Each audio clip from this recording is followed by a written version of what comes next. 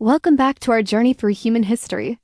Today, we're stepping into an era that completely reshaped the world as we know it, the modern period. We'll kick things off around 1750, a time when radical new ideas began to challenge centuries of tradition, sparking revolutions that would echo across the globe.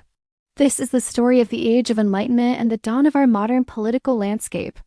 Imagine living in a world where your entire life was dictated by the church and an absolute monarch who claimed to rule by the will of God. For most people, this was reality. But in the 18th century, a powerful intellectual storm was brewing in Europe, known as the Enlightenment. This wasn't a war fought with swords, but with ideas. Philosophers and thinkers started asking some very dangerous questions. They believed that human reason, logic, and science were the best tools to understand the universe and improve society. At the forefront of this movement were brilliant minds whose names still resonate today. In England, Jean-Jacques argued that every person is born with natural rights, life, liberty, and property. He said that governments don't get their power from God, but from the consent of the people they govern. If a government fails to protect those rights, the people have the right to change it. This was a revolutionary concept. Across the Channel in France, thinkers pushed these ideas even further. Montesquieu proposed the separation of powers. He looked at the British system and saw wisdom in dividing government into three branches: the legislative to make laws, the executive to enforce them, and the judicial to interpret them. This, he argued, would prevent any one person or group from becoming too powerful, creating a system of checks and balances. Then there was Jean-Jacques Rousseau, who famously wrote, "Man is born free, and everywhere he is in chains." He argued that true political authority comes from a social contract, an agreement among the people to be governed by the general will for the common good. And Voltaire, with his sharp wit, championed freedom of speech and religious tolerance, fiercely criticizing the abuses of the French monarchy and the Catholic Church. These weren't just abstract theories discussed in fancy Parisian salons. Thanks to the printing press, these ideas spread like wildfire through books, pamphlets, and newspapers. A growing literate middle class eagerly consumed them, and soon people began to question the very foundations of their societies. They started to wonder, why should kings and nobles have all the power just because of their birth? Don't we all have rights? Can't we build a better, more just world? The stage was set for these electrifying ideas to leap off the page and into the real world. The first major explosion happened across the Atlantic Ocean in the British colonies of North America. The colonists felt their rights as Englishmen were being trampled. They were being taxed without having any representatives in the British Parliament. No taxation without representation became their rallying cry. When they looked for a philosophical justification for their grievances, they found it in the writings of John Locke. The American Revolution, which began in 1775, was the Enlightenment put into practice. The Declaration of Independence, penned by Thomas Jefferson, is a pure distillation of Enlightenment thought. It talks about self-evident truths, that all men are created equal, and are endowed with certain unalienable rights, including life, liberty, and the pursuit of happiness. It was a direct echo of Locke's philosophy. After a long and difficult war, the American colonies won their independence in 1783. They then faced the monumental task of creating a new government from scratch. The result was the United States Constitution, a masterpiece of Enlightenment engineering.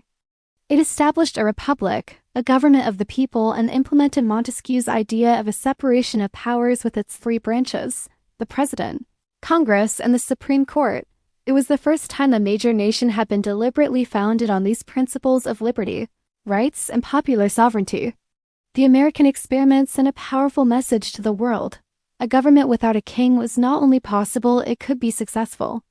The shockwaves of the American Revolution rippled back across the Atlantic and hit France, a nation already teetering on the brink of collapse. The French monarchy was drowning in debt, partly from helping the Americans in their war, while the common people were starving and crushed by taxes. The French social structure, the Ancien regime, was outrageously unfair. Society was divided into three estates: the clergy, the nobility, and everyone else. The third estate, which made up 97% of the population but had virtually no power. Inspired by the American success and fueled by Enlightenment ideals, the Third Estate decided they had had enough. In 1789, the French Revolution erupted.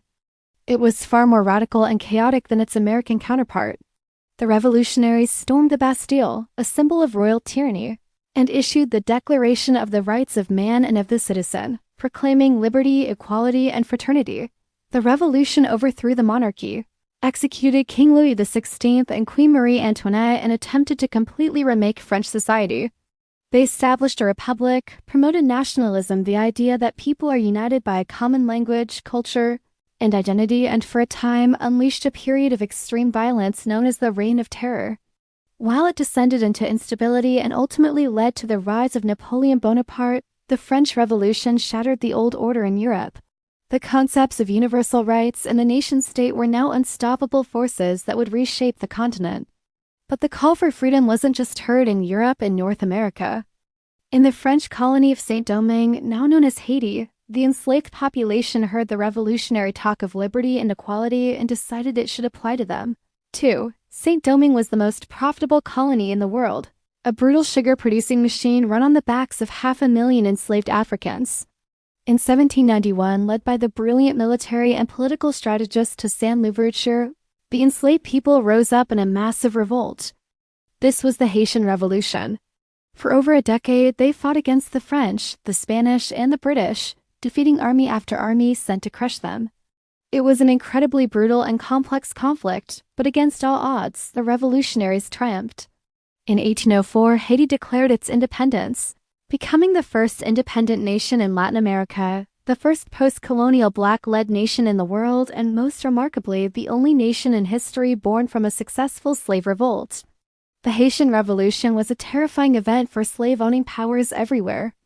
It proved that enslaved people could not only fight for their freedom but win it, establishing their own state and forever changing the dynamics of slavery in the Americas. It was a beacon of hope for the oppressed everywhere. The revolutionary fire continued to spread south. Inspired by the American, French, and Haitian examples, the vast Spanish and Portuguese colonies in Latin America began to stir. For centuries, they had been ruled from afar, their economies designed solely to enrich Spain and Portugal. The colonists, particularly the locally born elites known as Creoles, resented this and began to develop their own sense of identity. When Napoleon invaded Spain in the early 19th century, it created a power vacuum that the colonists seized. This triggered the Latin American Wars of Independence. Leaders like Simon Bolivar in the north, known as the Liberator, and José de San Martin in the south, led epic military campaigns across the continent, fighting for independence from Spanish rule. From Venezuela and Colombia to Argentina and Chile, one by one the colonies broke away. At the same time, Brazil achieved a relatively peaceful independence from Portugal. By the 1820s, most of Latin America was free from European colonial rule. A whole continent of new nations was born. While the path to stable governance would be long and difficult for many of these new countries, the political map of the Americas had been completely redrawn. The age of European empires in the New World was coming to an end, all thanks to the powerful combination of Enlightenment ideas and the revolutionary will of the people. From 1750 to the early 1800s, the world was turned upside down. An intellectual movement that began in European salons sparked a series of political revolutions that redefined the very concepts of government, rights, and nationhood. The ideas of Locke, Montesquieu, and Rousseau became the foundation for new republics. The American, French, Haitian, and Latin American revolutions were not just isolated events. They were part of a chain reaction, a global fire of liberty that continues to shape our world today. Thank you so much for joining me on this deep dive into the age of revolutions. Next time, we'll explore another revolution that was happening at the same time, one of steam, iron, and factories, the Industrial Revolution. It would change human life just as profoundly. If you enjoyed this video and want to continue our journey, please hit that like button and subscribe so you don't miss our next episode. See you then!